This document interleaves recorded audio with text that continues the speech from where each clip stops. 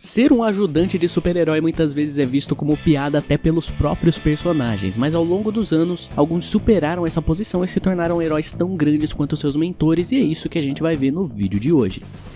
Asa Noturna. Impossível não ser citado nessa lista. O primeiro Robin é o primeiro que vem à cabeça quando se trata de sair da sombra do mentor. Dick Grayson foi o icônico primeiro ajudante das histórias em quadrinhos de super-heróis, influenciando até a própria Marvel, que fez o mesmo pelo Capitão América, colocando o Bucky para atuar ao lado dele. E quando a sombra do Batman foi ficando grande demais na vida do Dick, ele resolveu correr atrás do seu próprio nome, encontrar o seu próprio caminho e identidade. E isso se deu na forma do Asa Noturna, algo que se deve muito ao Superman, inclusive. E já tem origem do Asa Noturna aqui no canal, links como sempre nos cards acima e no comentário fixado. Listrado. Esse faz parte da linha B, praticamente C, dos personagens da DC hoje em dia. Nos tempos do auge da Sociedade da Justiça da América, o Listrado foi a revolução dentro da revolução dos ajudantes de super-heróis, onde ele era o primeiro ajudante adulto de um herói criança em vez do contrário. Listrado acompanhou de perto o crescimento do Star Spangled Kid e a sua ascensão ao longo dos anos até a sua trágica morte. Mas ele não ficou só observando, com as batalhas cada vez mais difíceis e no fundo ele sabendo que uma hora a idade ia cobrar caro, ele desenvolveu seu icônico traje robótico, o Faixa, que inclusive representou mais uma ascensão do personagem, onde não mais um simples ajudante, ele se tornou mentor para Courtney Whitmore, a Stargirl. E também já tem vídeo aqui no canal falando tanto da Stargirl como do Faixa. Donna Troy. A Mulher Maravilha não é o melhor exemplo de proximidade com as suas ajudantes, até mantendo uma distância considerável delas e deixando que elas se desenvolvam sozinhas naturalmente, mas isso não impediu personagens como a Donna Troy e a Cassie Sandsmark de se tornarem as ajudantes simbólicas da Diana na forma de Moça Maravilha. A sorte grande para as duas é que já existiam equipes de ajudantes se formando ou já formadas, o que logo se mostrou como uma saída para elas para se descobrirem como heroínas. Da mesma forma que a Donna Troy se juntou aos Titãs, a Cassie se juntou à Justiça Jovem. E conforme foi crescendo, a Donna decidiu usar o seu próprio nome em vez do antigo codinome de Moça Maravilha, quando ainda era uma jovem heroína em início de carreira. E como a Cassie é a mais nova, ela acabou herdando em definitivo o posto de Moça Maravilha. Já tem origem aqui no canal tanto da Donna como da Cassie e até dos laços mágicos que cada uma usa. Tempest. Também um personagem mais desconhecido, Tempest é o antigo Aqualad, que deve ser mais fácil de você se lembrar pela presença dele na animação boa dos Jovens Titãs. É até um pouco difícil de imaginar o Aquaman com um ajudante, já que nunca se criou essa imagem dele, como é o caso do Batman, por exemplo, mas aconteceu. Por algum tempo o Aquaman teve cercado por personagens análogos a ele, como o Aqualad e a Aquagirl. O filho dele era chamado de Aquababy também muitas vezes, além da própria Mera, que era também conhecida como Aquawoman.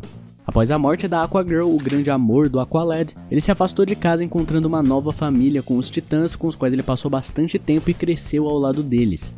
Por um tempo ele foi também treinado nas artes místicas atlantes pelo feiticeiro Atlan, e agora já mais velho e melhor estabelecido, já estava na hora de deixar o Aqualad para trás e dar boas-vindas ao Tempest.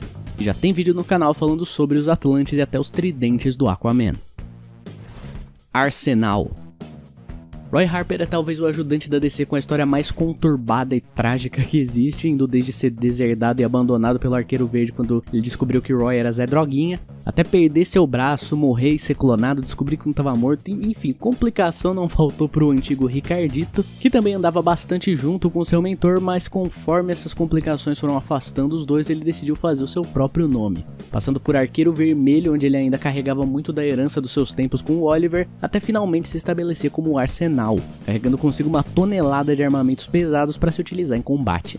E talvez por essas e outras, como seu jeito mais agressivo em combate, que ele tenha funcionado tão bem como parceiro de equipe e amigo próximo do Capuz Vermelho, a Artemis e o Bizarro nos seus tempos ali juntos como os foras da lei.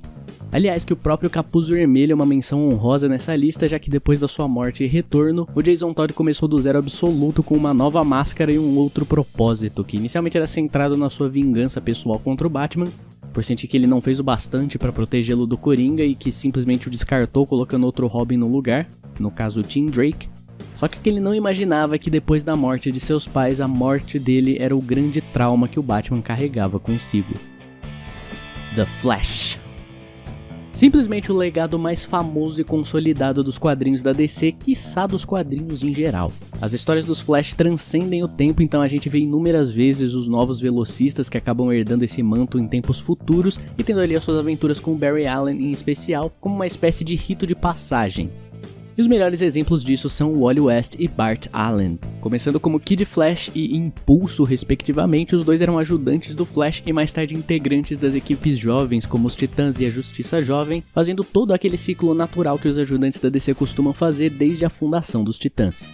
Mas inicialmente, com a morte do Flash na Crise nas Infinitas Terras, surgiu a necessidade de se avançar com esse manto para que sempre houvesse um Flash na ativa, e isso partiu inicialmente do Wally West, o mais rápido de todos os Flash que já usou esse manto, e que depois de todo esse ciclo de amadurecimento, herdou a posição do seu mentor e se tornou o velocista definitivo da DC por tempo suficiente para se tornar o personagem escolhido para compor a Liga da Justiça na animação dos anos 2000.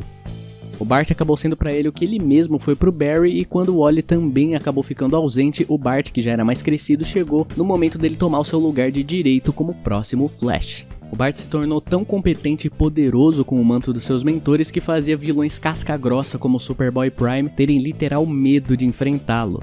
Também foi ele um dos principais responsáveis pela queda do Extant, um vilão que costumava ser o herói Hank Hall da dupla Rapina e Columba, e já tem origem da dupla aqui no canal. O legado de Flash é um dos mais respeitáveis e respeitados dentro e fora dos quadrinhos, e você sabe por que um herói legado ele pode mudar de identidade, pode vir outra pessoa? Porque ter um novo Flash não é a mesma coisa que você botar outra pessoa pra ser o Batman ou o Superman, por exemplo? Se você quiser saber mesmo, se inscreve no canal e ativa o sininho pra não perder quando esse vídeo sair aqui no canal. Curte, comenta e compartilha pra valorizar o trabalho feito aqui, e apoie pelo Pix se tornando membro ou com comentário destacado pelo Valeu. Eu sou o Victor, você tá no Nerdverso e até a próxima!